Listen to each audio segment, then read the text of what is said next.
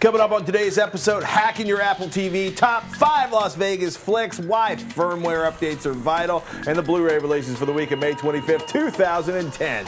This is HD Nation.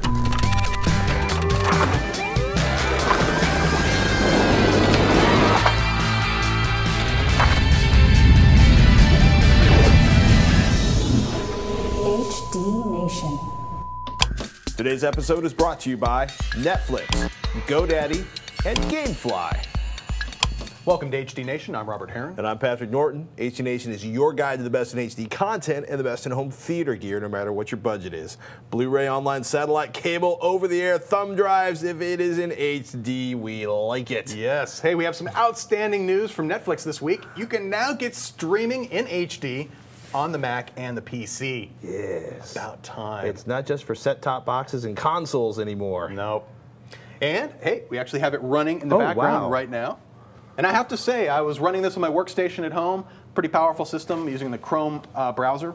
No problems whatsoever. Streaming came up right away. However, when I switched over to my energy-efficient home theater PC, which is running on Atom Ion hardware, efficient, not the most powerful stuff, I found that some of these HD streams were pretty much choking that poor system. Now, dare I hit the full screen button? Oh no, go right ahead. It should be fine. Now, this takes a couple of seconds usually to get going, and then it starts streaming really well. I will say, for whatever reason, the lost episodes, which we're watching here right now, were the only ones that streamed even relatively well on this hardware. Huh. Now, this is using Silverlight technology from Microsoft to do the basically the delivery of this video. And currently with Silverlight, there is no hardware acceleration for the decode of the video. Hence, I'm not being able to take advantage of the graphics hardware that I have.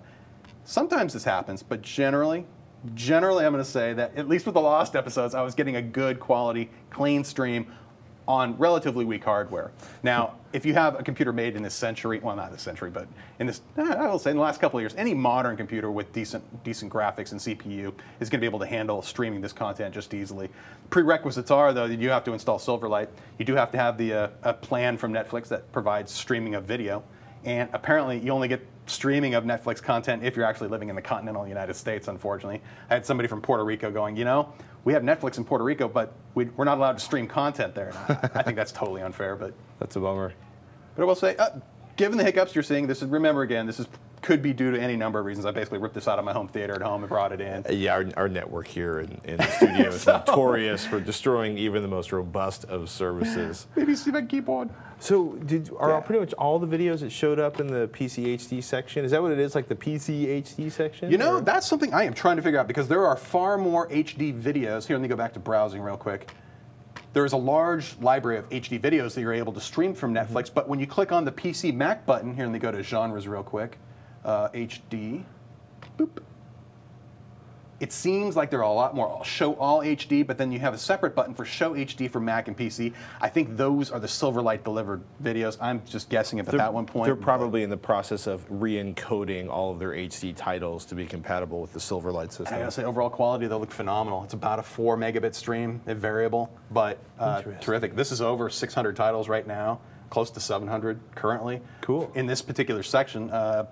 And I have to say, except for Silverlight not supporting hardware, so hardware video decoding, until that kicks in, I would recommend this only for people with slightly more powerful systems or notebooks. What a lot of people have been saying online, I got some tweets about this, is that the Silverlight hardware acceleration has to be turned on by the content provider, not necessarily the people building the application, which makes absolutely no sense to me, but we will continue to investigate. Silverlight team, though, did demonstrate at NAB a couple months ago in Vegas a running demo on Atom Ion hardware doing H.264 decoding. So I imagine in a future update, hopefully soon, we'll see that performance. Smooth streaming performance.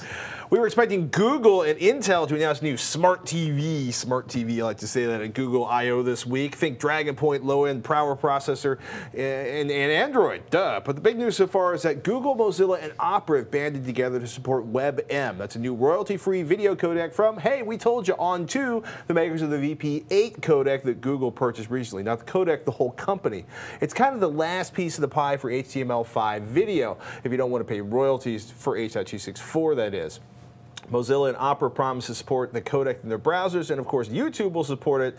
because Google owns YouTube, and Microsoft chipped in and said WebM will definitely be supported in IE9. It's coming in 2011. Expect drama to ensue, mostly like H.264 proponents saying we should stay with H.264. Is this truly open? Is it going to lead to lawsuits? Is it different enough from H.264 to prevent MPEG-LA? That's the people that run the MPEG patent consortium that people pay money to distribute content.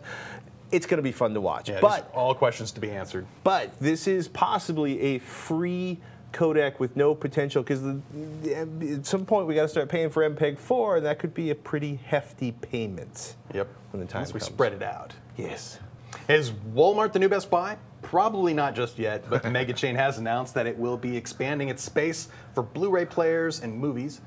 50% more floor space in 1,200 stores nationwide, according to TVPredictions.com, and returning the $78 Magnavox Blu-ray players to the shelves. It keeps coming back. Dang, $78. $78. They've got a new low price leader now. A loss 65%. leader. I'm telling you, Blu-rays in 7-Eleven. Check and see if there's a firmware update for that thing, though. Yeah. Speaking of firmware update, Time Warner says they won't comply with Hurt Locker's lawsuit, not because they have a problem with suing people, but because of the thousands of requests the lawyers are making would tie up the cable company's 4-person IP lookup staff. Is that the name of that? For months. Like, it would be like literally for the first round of hits they want, it would take like 4 months full time of these people working.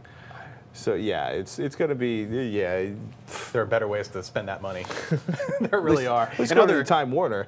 Yeah. In other legal-ish news, the FCC, quote, granted a limited authority to cable and satellite services that allow them to selectively disable ports on your set-top box. Our buddy Alfred Poor over at HDTVmagazine.com has the full story. Think the return of selectable output control? Which is a fancy way of saying that the MPAA wants to kill off the analog loophole in your TV box. The FCC didn't give the MPAA everything they wanted. You got to check the article for all the details. Yeah, there's all sorts of little slidey, slickery things in there. I wouldn't get too crazy about this one, because the last thing a cable or satellite provider wants to do is suddenly get a flurry of phone calls, service support calls, going, why did my component output stop? Right. And they're not turning off HDMI. Just a hint right there. So if you're using that already. Not yet, man. Not yet. I think for most people, you're not going to notice a whole lot here. It's really just a, I don't know, who knows? We'll find out. DirecTV's launched their whole home DVR for $3 per month. Your DirecTV DVR will be able to serve video to other HD receivers in your home. Okay, it's a little bit more than $3 a month because you'll be paying for the HD receivers for all the sets in your home, but apparently it'll handle up to 15 different receivers. I don't know if it'll stream to all of them at once, but you basically have the basic DVR, and then it'll spit its contents all around the house. It sounds similar to what Moxie was doing with their DVR set-top boxes, essentially using that main DVR to allow you to collect the content, and then you can spit that off to all the little satellite boxes around the house, too. Good for users, though. On the gaming front, Rockstar, one of my favorite companies, has just launched Red Dead Redemption. Rumor has it that it is only 640p resolution on the PlayStation 3, while the Xbox 360 rolls up with full 720p video. So, while this isn't a huge difference, especially on smaller screens, you probably won't even notice the visual difference. So, essentially what you're getting on the PS3 is 1152 by 640, while they're estimating that on the Xbox you're getting the full 1280 by 720 or 720p resolution. Will you see the difference? I think you would on a large 1080p screen running on your latest and greatest game consoles, but, you know, I'm not sweating over a few pixels, especially on the smaller screen sizes. But if I had both consoles and I had to choose, I'm going to go for the higher resolution one anyway. And this is running on the Xbox 360, I believe. Yes. Yep. And I got to say, my friends are already out playing multiplayer on this. I'm tempted. I don't own a 360, so maybe it's time. Or I'm just going to go over to my friend's house with the disc, and then they'll stop what they're doing and let me play. So. Good luck with that. Free stuff, people. Nokia and HD Nation, mostly Nokia, are giving away. That's right, giving away as in free a Nokia Booklet 3G. This little 3G HPSA and Wi-Fi computing wonder is powered by an Intel Atom processor. Nokia says it'll give you up to 12 glorious hours of battery life. Well under 3 pounds, less than an inch thin. It's light and portable. This is a random drawing, folks, where the winner will receive a Nokia Booklet 3G. The winner will be chosen from HD Nation's YouTube subscribers and Twitter followers. 4 other shows are giving away Booklet 3Gs here at Revision 3. So the more Revision 3 shows you follow, the more chances you have to win. So fire yourself up, subscribe on YouTube, follow us on Twitter, and basically check out HD Nation and Texzilla, please, on both YouTube and Twitter. That'll give you your best chance to win, to follow all the shows. Now you need to subscribe to our YouTube channel or follow us on Twitter by 5 p.m. Pacific time on May 31st to be eligible. And the winner will be announced on the show on June 7th. Check it out, people. Free toys from us and Nokia. GameFly, it's the largest online video game rental service. They offer you a choice from over 7,000 new and classic titles across all consoles and handhelds. What's this about? Not buying sucky games. For just $16 a month, GameFly members can rent 1 to 4 games at a time. You get to keep them for as long as you like. There's no late fees. There's no getting yelled at the library. And you know what? It shows up in your mailbox. It's painless. When you're done playing a game, you put it back in the envelope, you send it back. GameFly gets you the next available game on your list. You really want to keep a game? That's okay. Just click Keep It on the GameFly website. The game is yours at a discounted price, and GameFly is even going to mail you the case and manuals free of charge. Now, want a free trial to check this out? Scoot yourself over to gamefly.com/HDNation. You'll score 2 weeks on a free trial. Some restrictions do apply. Please see the site for details. Do us a favor here at HD Nation. Support our sponsors like gamefly.com/HDNation. Harris writes, good evening, Patrick and Robert. 5 of my friends and I are going to Las Vegas and LA next month on holidays. Suffice to say, none of us can wait. To get us all in the mood, what would you suggest as the top 5 Vegas-related Blu-ray movies? Keep up the good work, and thanks for all the tips since this show began. Harris, you are very, very welcome.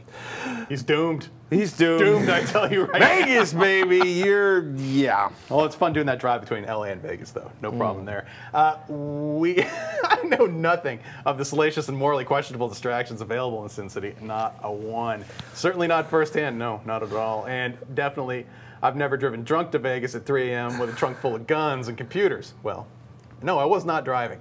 Anyway.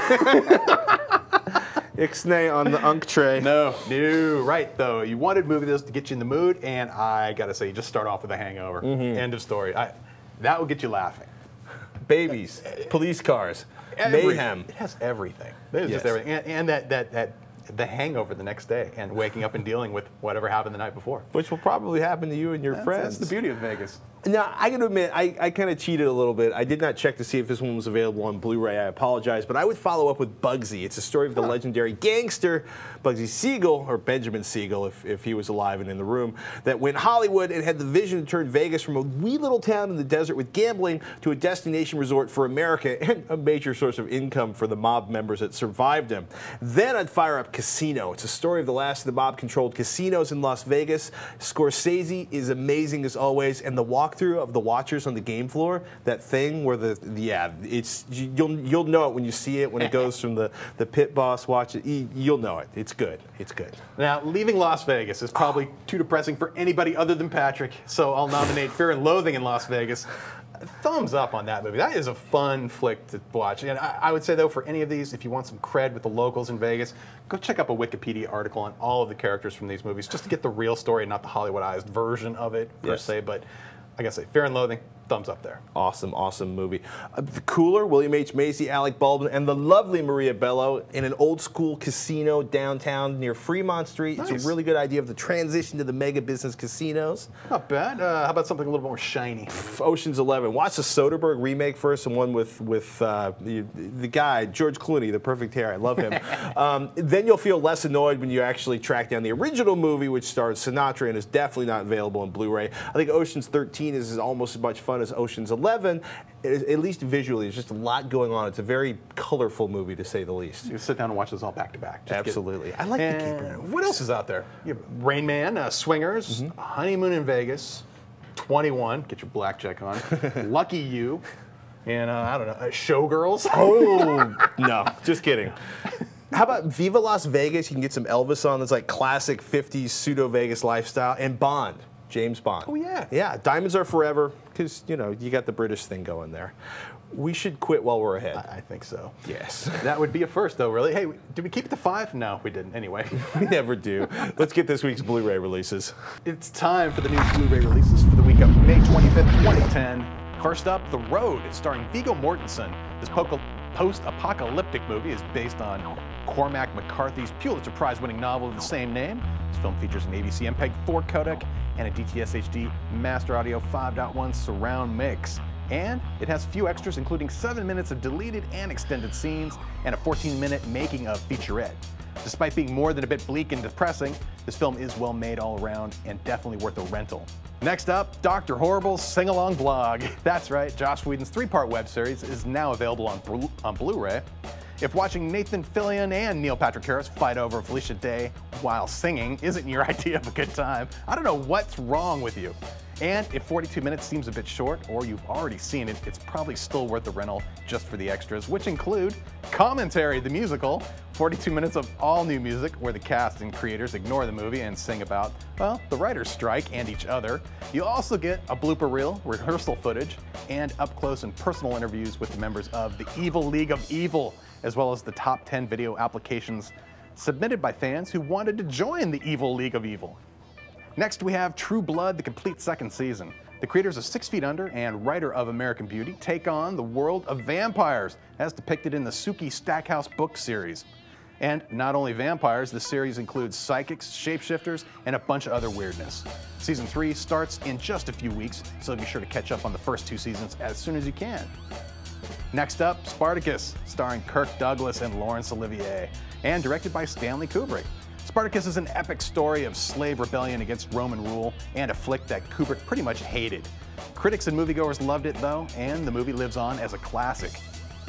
Unfortunately, it looks to be from the original Universal print, not from the gorgeous restored version Criterion released. Dirt, hair, scratches, this was made from an ugly print, and as Justin Sluice pointed out over at highdefdiscnews.com, there's too much digital noise reduction applied. He says, quote, "The choice to smear the noise and grain out was just a bad choice and in all honesty, lazy. This is in by no means a real restoration," unquote. But the story and acting hold up, and the colors are closer to the Criterion editions than earlier versions from Universal, who seem to keep using the same beat-up print. Rumor has it that Universal is doing a full restoration for Hitchcock's Psycho, so keep your fingers crossed on that. Also released this week are 3 films from the campy ridiculousness that is Troma Studios, Class of Nukem High, Dark Nature, and Tromeo and Juliet.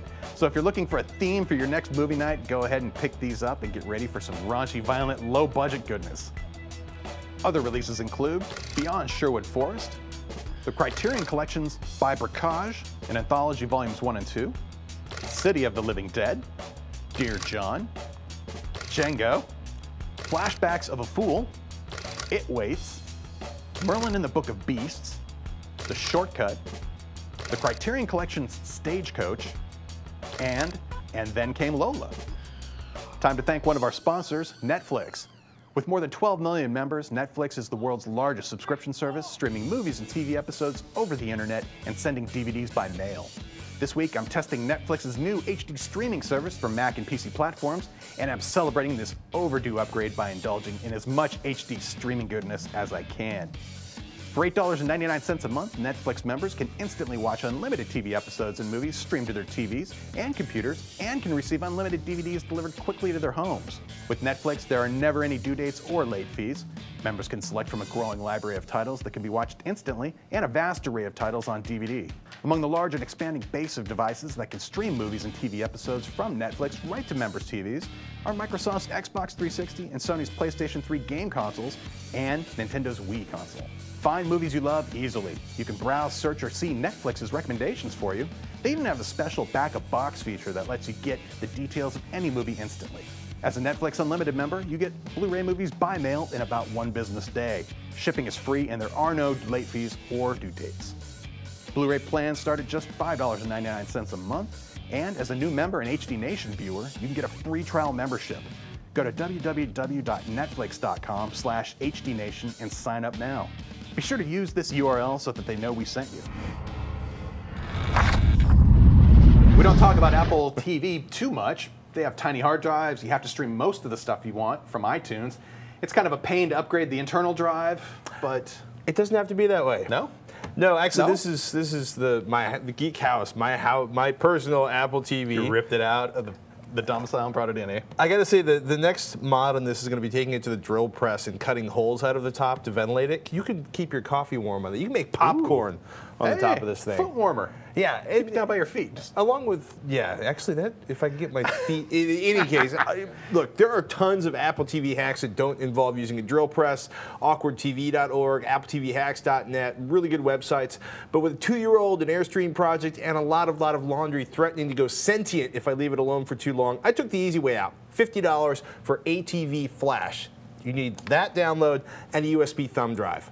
There's OS X and Windows versions. Basically, you download one or the other, whichever operating system you prefer. It works with Apple TV's operating system 3.02, and basically it blocks the upgrade to the new Apple TV operating system until they've modified their cool modification firmware. You pay your money, you get an instant download of the executable file, you right-click, you format your thumb drive with FAT32, you open up the Apple TV, the ATV's Flash installer, right? If you can double click, you can do this. And you let it download the Apple TV update file from the internet. If you don't happen to have it hanging around somewhere on your machine, you watch your anti-spyware panic, it starts to write to the drive. Ignore the program accessibility warning or whatever it is that Windows 7 generates. And then make sure your Apple TV has the latest update. Pull the power plug, because there's no off switch, insert the USB drive, power on the Apple TV, watch for the Apple TV, the ATV Flash logo, power it off again when prompted, remove the flash drive, and wait for the normal Apple TV menu to appear. And then you get something that looks like this. Software at last. Yes, well, so you've got like the basic Apple TV menu, right? I've got my movies, my TV shows, my music, which is all being recopied because I broke we changed networks, now everything's resyncing. I don't want to talk about it. It's kind of emotionally traumatic. Oh, look, Iggy Pop's back. We got a live album, new Legacy Edition. Excellent. So get over to Media and Browser. Hey, there's a browser in here now. And Nitto TV, XBMC, and Boxy are installed. It's pretty slick, actually. The best part is, though, is you go to Maintenance and Manage Plugins, so you can install extras. So I've already got Parian comes installed Scratch. I dropped it in Flip for Mac WMV, so I've got Windows Media Files supported, Adobe Flash installed. I like that. Yeah, the Vine server. You can actually install Firefox, TunnelBlick if you want to do a VPN connection. Can't imagine what people would use that for. And you can manage your plugins. Is there any reason you'd go back to the original firmware on the Apple TV product? Oh, the original firmware is kind of in there, right? Okay. What was the thing that's actually really funny is remember your hoop controller? Oh, yes. They actually have the ability to use the hoop controller on this one. I have to bring that in. The Loop, baby. The Loop. So Couchsurfer Pro. Nitto TV is really cool. This is what actually, this is kind of the whole reason I did this, because they didn't want to deal with upgrading their hard drive and having it die from the heat inside of this. You go in there, you run the installer for Nitto TV, reboot the box, and you can use external USB storage. So I got a little 2.5-inch drive down. I'm going to transfer everything over to a 2 terabyte external hard drive.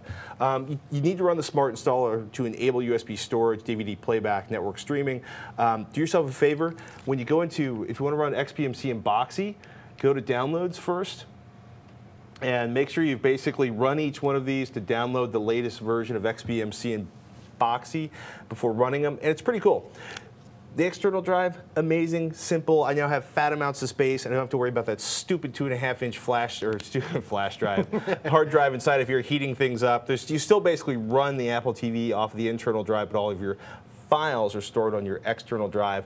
I love it. Codecs. The browser is not so useful, but I also haven't played around too much with the modifications to use a keyboard with this that I understand are buried in here somewhere. But as far as the applications that are built in and that you can install and the codecs you mentioned, those are all auto-updated?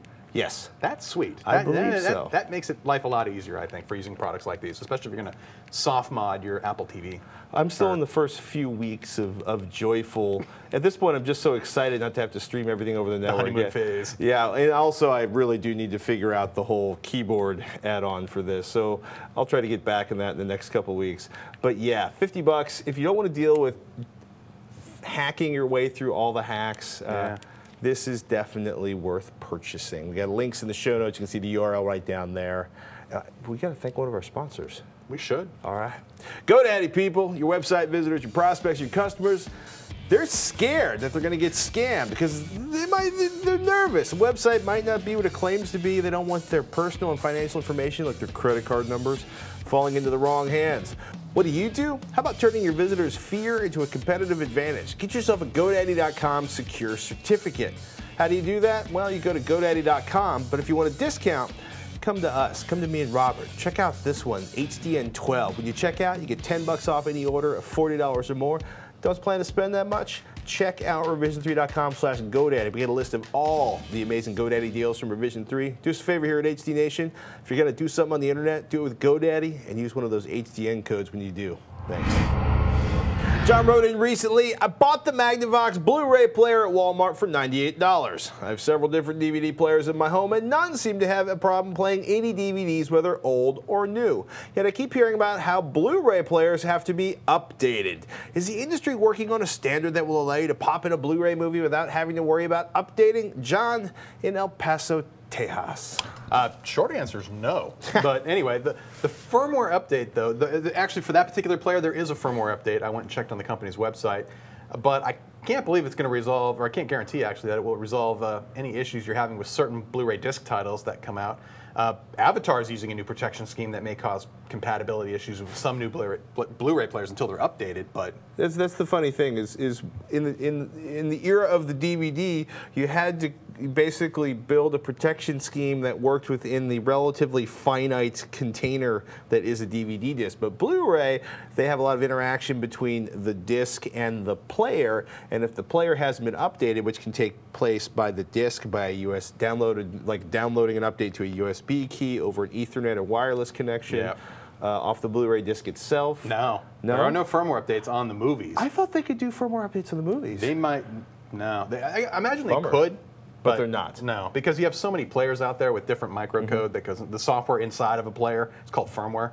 And since the inception of the Blu-ray players, they've gone through several evolutions of the hardware itself, adding new features. A couple in particular, bonus view, the AKA picture-in-picture, as well as the internet-enabled BD Live functionality are two of the main examples of new features that were added to Blu-ray players as time went on and as the spec became more fleshed out, you could say.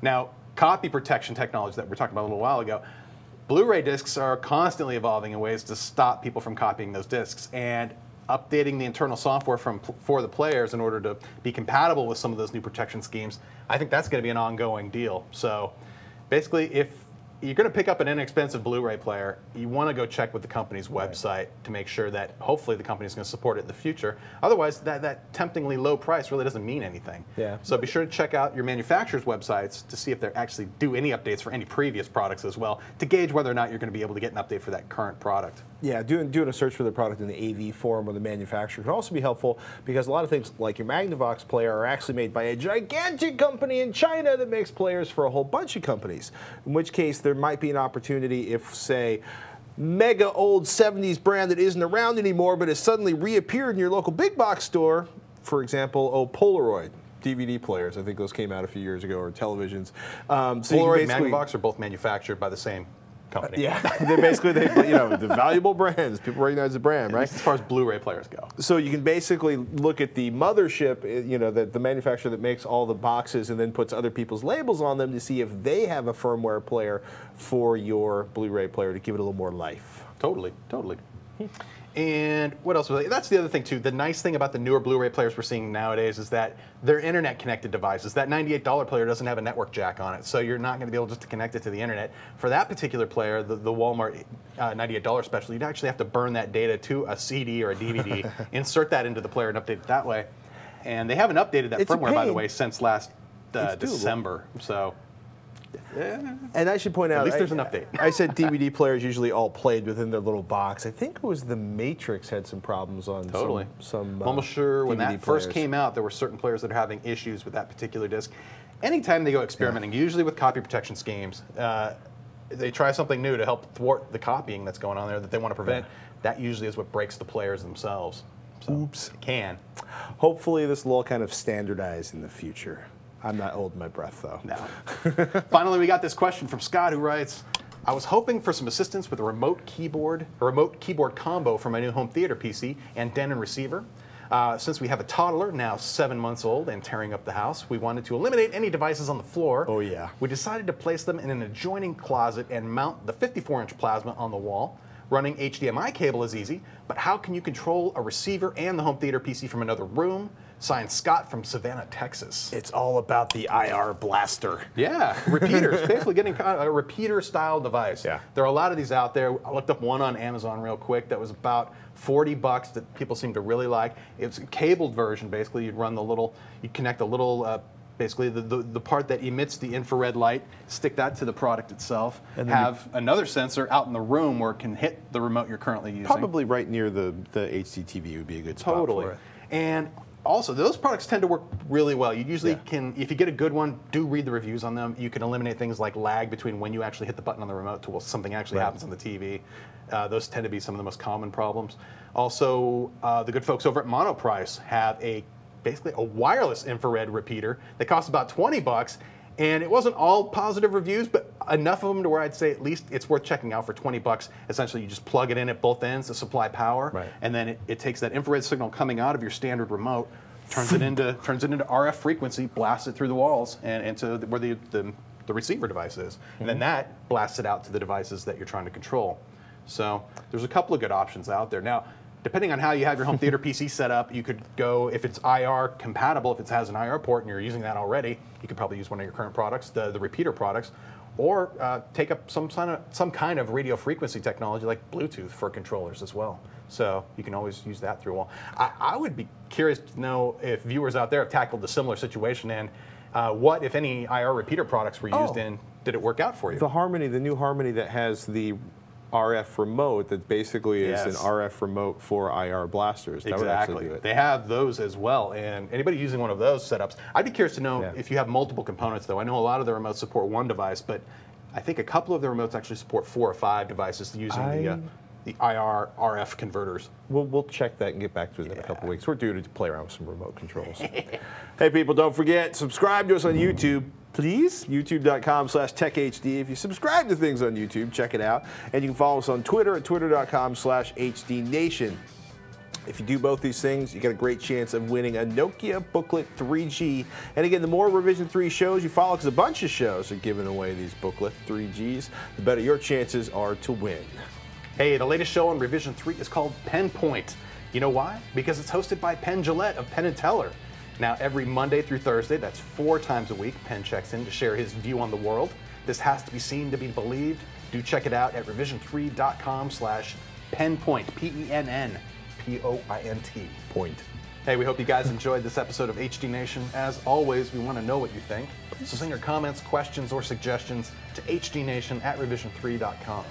We got links to pretty much everything we talked about in the show today. In the show notes, you find those at hdnation.tv on the individual show page. You also find all the links to subscribe to the show. So if you're not getting the latest episode of HD Nation delivered to your doorstep, what are you waiting for? That's right, people. Subscribe and watch. And do us a favor, tell your friends. Until next time. Hey, thanks for watching. I'm Robert Heron. I'm Patrick Norton. We'll see you next week on HD Nation.